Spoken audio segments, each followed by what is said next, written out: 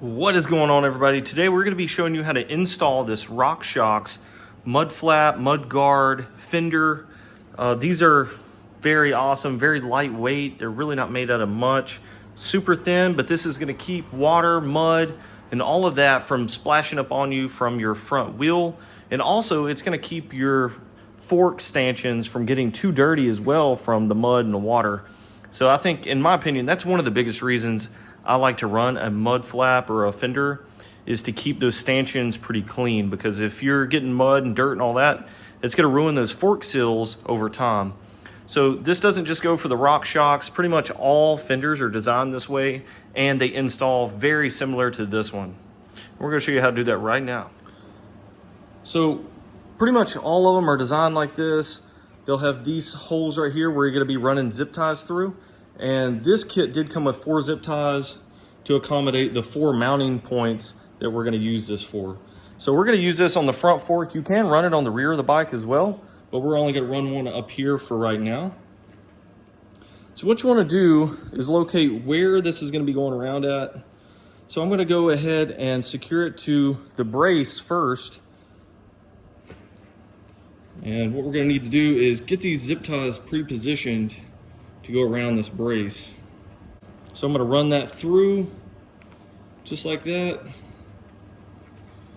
Get it to where it'll go around the back of this.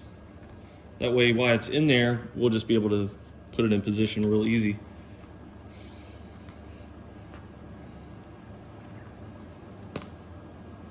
Just like that.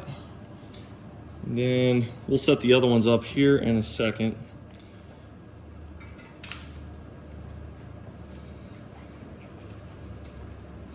Let me get this up in here.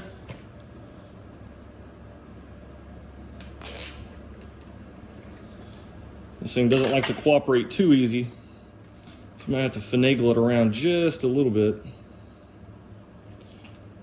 And not every fork brace is going to be set up the exact same way as this one, so you're going to have to keep that in mind as well.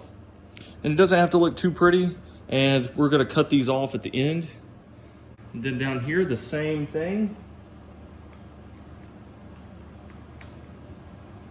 Just gonna run that zip tie through both holes. I'm gonna keep my brake line out of it. Actually, we might go around it, so I can secure that brake line a little bit more as well. Tighten that down pretty good. If you don't get it too tight, it can have a tendency to rub on the tire itself, so you have to keep that in mind. So you can see it is a pretty tight fit in there. You can imagine if it wasn't snug, you could have some rubbing. And these are super wide tires. These are 2.6 tires, and I can imagine if you had 2.8s on here, it would be a little tight. All right, let's do the same thing for the other side, and then we'll clip it off, and then this thing will be set. Looks pretty sick.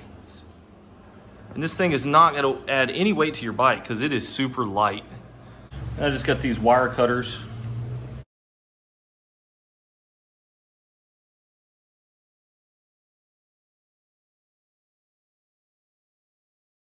And there we have it. Finished install. Looks pretty sick. Colors match this very well.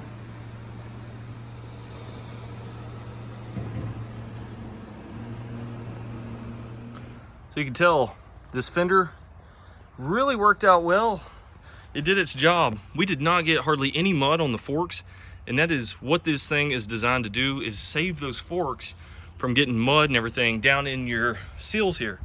Because if you get mud down in those seals, it can really ruin them quick because of all the friction, and it's going to contaminate the internals. But this thing works really good. So we do have some mud that got slung up here on the frame.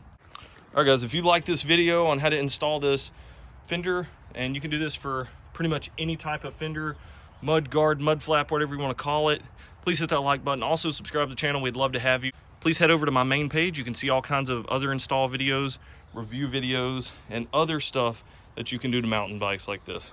All right, thanks for watching.